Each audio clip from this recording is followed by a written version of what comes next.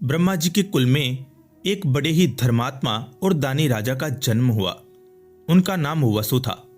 वसु जहां से भी संभव हो ज्ञान इकट्ठा करते रहते थे, इसलिए अपनी ज्ञान और जानकारी के लिए भी बहुत प्रसिद्ध थे। एक दिन वसु ब्रह्मा जी से मिलने पहुंचे। ब्रह्मा जी के भवन में देवों की सभा चल रही थी। इतने में रेभे मुनि वहां आ गए। रेभे देव गुरु बृहस्पति से मिलने आए थे। वसु उनके साथ बृहस्पति के घर चले गए। रेभे ने बृहस्पति से पूछा, मेरी एक शंका का समाधान करे। क्या अज्ञानी को भी मोक्ष प्राप्त हो सकता है? यह बिना ज्ञान प्राप्त किए मोक्ष हो ही नहीं सकता। बृहस्पति हंसने लगे, फिर बोले, इस संदर्भ में ब्राह्मण और शिकारी की एक कथा सुनाता हूं। अत्रि कुल में जन्मे ब्राह्मण संयमन तथा नीच कर्म करने वाले पहले निष्ठुरक की कथा आपका संदेह दूर करने में सहायता करेगी। तीनों पहर पूजा पाठ करने वाले संयमन गंगा नहाने गए। वहां एक शिकारी दिखा। संयमन बोले, शिकारी, यह जीव हत्या का काम ठीक नहीं, इसे छोड़ दो। यह सुनकर शिकारी मुस्कुराने लगा। इससे पहले कि संयमन कुछ बोलते, शिकारी बोल पड़ा, सभी प्राणियों में आत्मा के रूप में भगवान बसते हैं। सच्चे पुरुष को चाहिए कि वह इस अहंकार को त्याग दे कि मैं करता हूं। कोई कुछ नहीं करता, जो करता है सब ईश्वर करता है, सब प्रभु की लीला है। तो ऐसे में क्या शिकार और क्या शिकारी? मारने वाला भी वही, मरने वाला भी वही। आप किसी को हीन न समझे। शिकारी होकर ऐसी ज्ञान की बातें कर रहा है। यह सुनकर ब्राह्मण संयमन आश्चर्य में बोले, तुम कौन हो जो इतने तर्क के साथ अपनी बात रख रहे हो? शिकारी ने कोई जवाब नहीं दिया। वह लोहे का एक जाल लेकर आया।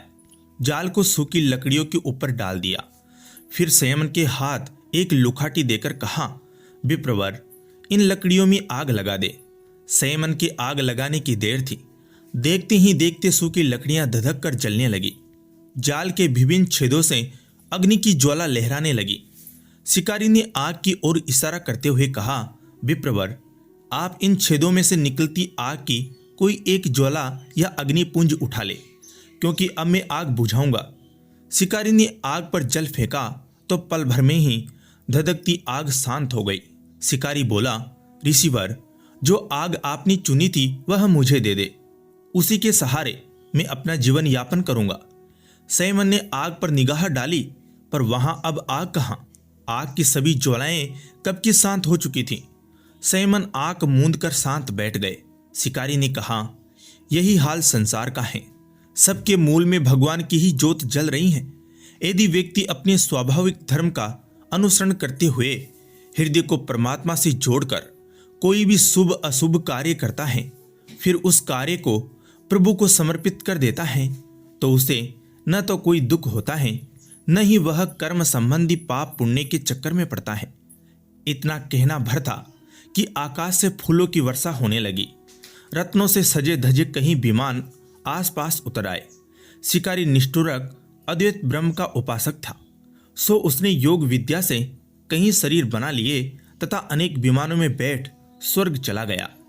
बृहस्पति बोले, तो हे राजन वसु और मुनिवर रेभे, इससे यह सिद्ध होता है कि अपने वर्ण और आश्रम के अनुरूप कार्य करने वाला कोई भी व्यक्ति ज्ञान प्राप्त करने के बाद मुक्ति का अधिकारी हो जाता है।